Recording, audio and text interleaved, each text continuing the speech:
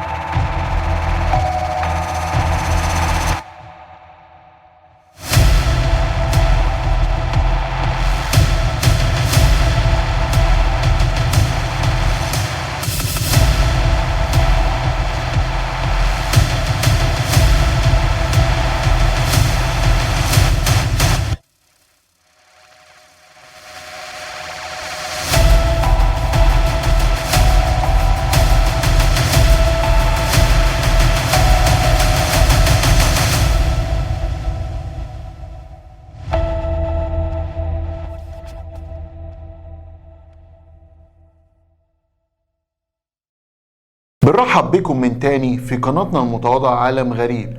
اليوم معنا قصة جديدة من قصصنا المعتادة. القصة حقيقية عن الجن والأشباح والأماكن المسكونة، واقعية على لسان صاحبها الحقيقي. موضوع اليوم موضوع مشوق وغريب ورائع جدا، حيث نقدم لكم هذه القصة الحقيقية. فلذلك ننبه دائما، إذا كنت بتخاف أو أقل من 18 سنة ما تكملش الفيديو. نبدأ القصة الآن. قصتنا بعنوان رعب عائلة مدكور أو بيت حلوان المسكون، والقصة دي حقيقية. يحكي صاحب القصة عن عمه مدكور وعمته رتيبة. كانوا عايشين في بيت قديم في حلوان. كان بيت قديم محذوف آخر البلد، وكان أقرب ناس ليه على بعد 10 دقايق ماشي. المهم، عمي وعمتي الاتنين ما اتجوزوش، والبيت ده كان بيت أبوهم وكانوا عايشين فيه. المهم، بعد وفاة أبي بفترة كبيرة قلت أصل الرحم وأسأل عليهم وأزورهم. سألت عنهم ناس في العيلة، قالوا دول بقالهم 20 سنة محدش يعرف عنهم حاجة. المهم، في يوم من الأيام قررت أروح لهم حلوان وأسأل عليهم. ركبت المترو ونزلت محطة حلوان وسألت عن منطقة الجبانة. المهم، ناس قالوا لي ياه الجبانة ده منطقة مقطوعة محدش بيروح وكلها قرفات وترب، انت عايز مين هناك؟ قلت لهم بيت جدي مدكور. الناس فجأة كشروا وقالوا لي جدك يبقى مدكور؟ قلت لهم اه. قالوا لي اركب عبارة من المعصرة وانزل اتمشى اخر الغيطان، هتلاقي الترب وبعدها ب10 دقايق هتلاقي بيت مدكور. المهم، عملت اللي قالوا لي عليه ووصلت عند البيت بعد ما مشيت اكتر من 3 محطات مترو داخل الغيطان لغاية ترب، وابتدى البيت يظهر قدامي. كان بيت غريب قوي وقديم جدا، وكان الليل دخل عليا. ووصلت اخيرا الساعة 7 مساء. كان صوت الهواء يرعب وصوت الشجر يرعب اكتر. المهم اني خبطت على الباب اكتر من مرة، محدش رد عليا خالص. قلت معقول محدش جوه؟ يا خسارة المشوار اللي على الفاضي ده. ولكن فجأة ببص للشباك لقيت حد باصص من ورا الازاز ودخل مرة واحدة. انا خفت الصراحة، بس قلت اكيد حد شافني ونزل يفتح. المهم فعلا سمعت خطوات نازلة على السلم الخشب القديم، وفجأة اتفتح الباب. لقيت ست عجوزة قوي، انا عرفتها من الصورة انها عمتي، بس عجزت قوي. قالت لي بصوت مرعب: انت مين وعايز ايه؟ قلت لها: انا محمد ابن غازي اخوكي. انت عاملة ايه يا عمتي؟ فين عمي مدكور؟ عامل ايه؟ وفجأة ولا كأني بتكلم خالص راحت قايلالي ببرود شديد: ادخل يا محمد. استغربت، ولا سلام ولا ازيك. المهم دخلت، وراحت قافله الباب ومتربساه ب3 ترابيس. انا قلت في ايه؟ المهم الخوف ابتدى يتسرب لقلبي، فقلت لها: هو فين عمي يا عمتي؟ عايز اسلم عليه وامشي عشان الحق اروح والاقي مواصلات. قالت لي بصوت عالي فجأة: انت ايه اللي جابك اصلا؟ اتكسفت ساعتها جدا من كلامها، وقلت لها: معلش يا عمتي اننا ما سألناش عنكم من زمان. قالت لي: وجاي بعد ايه؟ ما كل شيء راح. قلت لها: هو ايه اللي راح؟ فجأة سمعت الصوت هز البيت: كفاية كده يا رتيبة.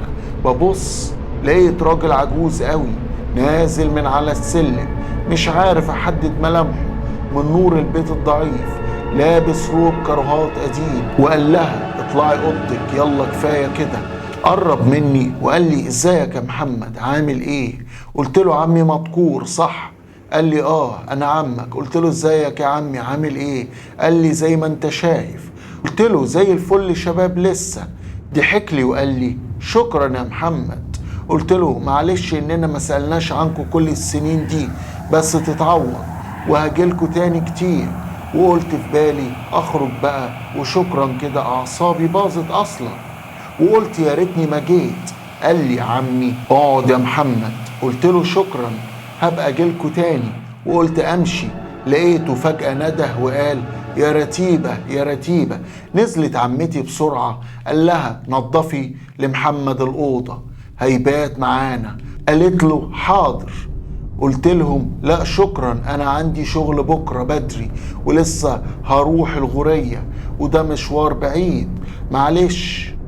رد عليا وقال لي: مش هينفع تروح دلوقت، الليل دخل والوقت اتأخر والجبانات والتراب منطقة مقطوعة، امشي الصبح احسن لك. وراح سايبني وطالع. قلت في سري: ازاي هنام في البيت اللي شكله يرعب ده؟ ومين هيجيله نوم فجأة؟ لقيت عمتي واقفة ورايا وراحت قايلة: اطلع نام يا محمد. انا جسمي اتنفض ورجعت لورا شوية. قلت لنفسي: هي نزلت امتى من فوق؟ قالت لي: ادخل اوضتك وما تخرجش منها خالص وما تعملش اي دوشة، ومهما حصل ما تخرجش. وراحت مطبطبة عليا. اطمنت شوية وقلت لها: حاضر. المهم طلعت الأوضة، دخلت لقيتها أوضة نظيفة، بس السرير حديد وفيها شباك بيبص على الغيط والقرافة. حاولت انام مش عارف انام. انا في الغورية عندنا بنام الفجر، معقول هنام الساعة 8 مساء؟ مش ممكن هعرف انام. المهم فردت نفسي شوية على السرير، قلت يمكن انام. فجأة عيني راحت في النوم، حلمت بكابوس غريب ان عمي بيذبح عمتي وابويا بيقول لي: اجري يا محمد. قمت من النوم مفزوع ومخضوض، ببص في الساعة لقيتها 12 بالليل. قلت لا حول ولا قوة إلا بالله، إيه الكابوس ده؟ فجأة سمعت صوت خطوات بره الأوضة، وحد وقف فجأة ورا الباب، وسمعت صوت عمي بيقول لعمتي: زمانه نام. قلت أعمل نفسي نايم، وغطيت وشي بالملاية عشان لو دخلوا علي. وفجأة لقيت الباب بيتفتح وعمي وعمتي بيتسحبوا على رجليهم وراحوا معريين وشي بيشوفوني نايم ولا صاح. قلبي بقى بيدق جامد قوي وفضلت مغمض عيني. عرفوا اني نايم، راحوا ماشيين وجم عند الشباك وبصوا منه، ولقيتهم بيتكلموا بصوت غريب زي صوت النوبة كده او صوت الغربان او لغة غريبة مع بعض. وراحوا خارجين من الأوضة وقافلين عليا الباب. رحت قايم وباصص من خرم الباب عليهم، لقيتهم بيزحفوا على ايديهم ورجليهم وراحوا داخلين الأوضة اللي جنبي. قلت ايه الرعب ده؟ طب انا هخرج ازاي دلوقت؟ دول باين عليهم مجانين وممكن يدخلوا ويقتلوني. وجه في دماغي 100 حاجة مرعبة، دول مجانين ولا قتالين قتلة ولا ايه بالظبط؟ والوسواس مسكني. طب اخرج ازاي؟ اخيرا جات لي فكرة، قلت انده على اي حد من الشباك يلحقني، اني الاقي اي حد. مفيش اي حد في الحتة المقطوعة دي خالص. قلت ساعتها في بالي يا روح ما بعدك روح، انا اخرج من الأوضة واتسحب لغاية الباب واخرج. المهم خرجت من الأوضة واتسحبت وعملت فكرتي وقلت انزل، بس للأسف هعدي على أوضتهم، اعمل ايه؟ المهم اتسحبت وعديت جنب اوضتهم، لقيت الباب مفتوح. قلت يا نهار ابيض هيشوفوني، اعمل ايه؟ قلت اتسحب وابص عليهم اشوفهم من بعيد هم فين. ببص ما لقيتش حد في الاوضه، بس عيني جت على سريرهم، لقيت حاجه غريبه جدا. ايه ده؟ لقيت السرير عليه ملايه غرقانه بقع دم، بس شكله دم اسود قديم. قلت فيه ايه؟ هما فين راحوا؟ احسن يكونوا تحت في الصالة. جمدت قلبي ونزلت على طراطيف صواب، ما لقيتش حد لغاية اما وصلت عند الباب وبفتح الترابيس. سمعت صوت صرخة كبيرة وصوت ست بتقول لراجل ما تقتلنيش يا مدكور، ما تذبحنيش. فجأة جه في دماغي الحلم اللي حلمته فوق. فتحت الترابيس ورحت جاري على الغيط لغاية اما وصلت عند القرافة. سمعت نفس الصوت ما تقتليش يا مدكور. جريت اسرع وحاسس ان في حد بيجري ورايا ونفسه قريب مني كأنه طاير ورايا وقرب يمسكني. فضلت اجري لغاية اما وصلت للمعصرة، لقيت العبارة، رحت ناطط فيها. كان فيها ناس راكبين مدولي ايديهم. ياه، معقول فلت من الرعب ده؟ معقول اللي حصل لي ده؟ الناس جابولي مية وغسلت وشي، قالوا لي في ايه يا ابني مالك؟ قلت لهم مفيش حاجة. الصراحة خفت احكي للناس لحسن يودوني القسم عشان بقع الدم. واحد قال لي من الناس احمد ربنا انك لحقتنا، دي اخر عبارة بتطلع من المعصرة. قلت له ليه؟ قال لي المنطقة اللي انت ركبت منها دي كلها رعب. قلت له ليه؟ قال لي بسبب بيت مدكور. قلت له ماله بيت مدكور؟ قال لي ده بيت مهجور مليان عفاريت. قلت له ازاي؟ قال لي من 20 سنة صاحب البيت عم مدكور شك في اخته، راح دبحها وقطع رقبتها وبعدين دبح نفسه، ومن ساعتها البيت مهجور وبيظهر فيه عفاريت يا ابني. فقلت لنفسي يعني الكابوس اللي حلمت بيه ده كان حقيقي، وابويا الله يرحمه جاني في المنام في الحلم عشان يساعدني ويحذرني وكده، يعني ان عمي وعمتي عفاريت. وهو ده السر انهم اختفوا من 20 سنة وما لقوش جثتهم لحد الآن.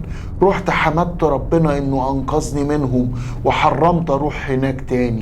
وعلى فكرة كل العناوين صح لتأكيد كلامي، للي عايز يسأل عن الموضوع او القصة دي يروح يسأل عن بيت مدكور اللي موجود في حلوان، هيعرف انه حقيقي وكل القصة دي حقيقية. وهنا بتنتهي قصتنا بدون اي تعديل او تغيير. يا رب تكون عجبتكم، ولو عجبتكم القصة ما تنسوش تدعموني بالاشتراك في قناة اليوتيوب، تفعيل زر الجرس ليصلكم كل جديد منا، وشجعونا بكومنت ولايك وشير علشان انزل قصص اكتر واكتر، واعملوا متابعة لصفحة الفيس علشان يوصل لكم كل جديد بننزله على الفيس برضو. ولو حابب تتواصل معانا او ترسل لنا قصتك او تجربتك الغريبة، هتلاقي حساب الفيس والانستا والتويتر والتيك توك في صندوق الوصف. وشكرا ليكم.